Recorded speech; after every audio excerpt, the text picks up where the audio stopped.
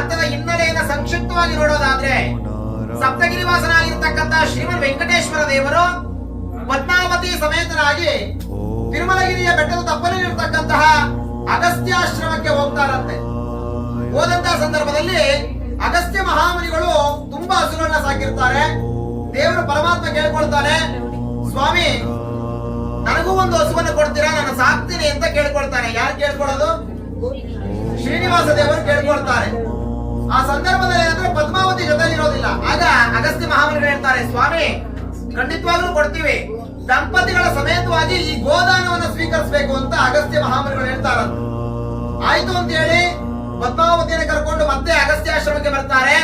ಆದ್ರೆ ಬಂದಂತಹ ಸಂದರ್ಭದಲ್ಲಿ ಅಗಸ್ತ್ಯ ಮಹಾಮುನಿಗಳು ಇರೋದಿಲ್ಲ.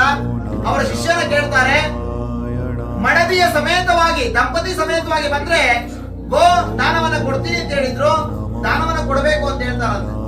ಆಗ ಅಗಸ್ತ್ಯ ಮಹಾಮುನಿಗಳ ಶಿಷ್ಯ ಹೇಳ್ತಾರೆ, ಮುನಿಗಳಿಲ್ಲ, ನಾನು ಕೊಡೋದಕ್ಕೆ ಆಗೋದಿಲ್ಲ, ಅನ್ಯತಾ ಭಾವಿಸ್ಬೇಡಿ, ಮತ್ತೊಮ್ಮೆ ಬನ್ನಿ ಅಂತ ಹೇಳ್ತಾರಂತೆ. ಕೋಪಗೊಂಡಂತಹ ಶ್ರೀನಿವಾಸ ದೇವರು ಪದ್ಮಾವತಿ ಸಮೇತವಾಗಿ ಆ ಒಂದು ಕೋಪಗೊಂಡು ಹೊರಟು ಹೋಗ್ತಾ ಇರ್ತಾರಂತೆ. ಎಲ್ಲಿಗೆ? ತಿರುಮಲಗಿರಿಗೆ. ತಿರುಮಲಗಿರಿ ಬೆಟ್ಟವನ್ನು ಹತ್ತುತ್ತಾ ಇರ್ತಾರಂತೆ, ಒಂದೊಂದೇ ಪಾದ ಇಟ್ಕೊಂಡು. ಅಗಸ್ತ್ಯ ಮಹಾಮುನಿಗಳು ಬರ್ತಾರೆ, ನಡೆದಂತ ಸಂಗತಿಗಳೆಲ್ಲವನ್ನು ಕೂಡ ತಿಳ್ಕೊಳ್ತಾರೆ.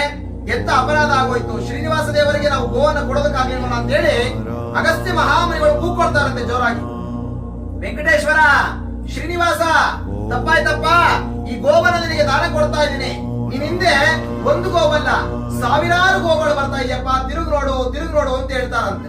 ಅದ್ ಯಾವ ರೀತಿ ಹೇಳ್ತಾರಂತಂದ್ರೆ, ಗೋ ಇಂದ, ಗೋ ಇಂದ, ಗೋ ಇಂದ ಅಂದ್ರೆ ಗೋ ಮುಂದೆ, ನಿನ್ನ ಹಿಂದೆ ಗೋ, ನನ್ನ ಮುಂದೆ ಗೋ, ನಿನ್ನ ಹಿಂದೆ ಗೋ, ಹಸು ಇದೆ, ಗೋ ಇಂದ, ಗೋ ಇಂದ, ಗೋವಿಂದ, ಗೋವಿಂದ, ಗೋವಿಂದ ಅಂತ ಬಂತಂತ. ಅಂದ್ರೆ ವೆಂಕಟೇಶ್ವರ ದೇವರು ಹೇಳ್ತಾ ಇದ್ದಾರೆ, ಶ್ರೀನಿವಾಸ ಗೋವಿಂದ, ಶ್ರೀ ವೆಂಕಟೇಶ ಗೋವಿಂದ, ಪದ್ಮಾವತಿ ವಾಸ ಗೋವಿಂದ ಅಂತ ಒಂದೊಂದೇ ಕೂಗನ ಕೂಗ್ತಾ ಇರ್ತಾರಂತೆ. ಆ ಕೂಗು ಯಾವ ರೀತಿ ಅಂತ ಅಂದ್ರೆ, ಶ್ರೀನಿವಾಸ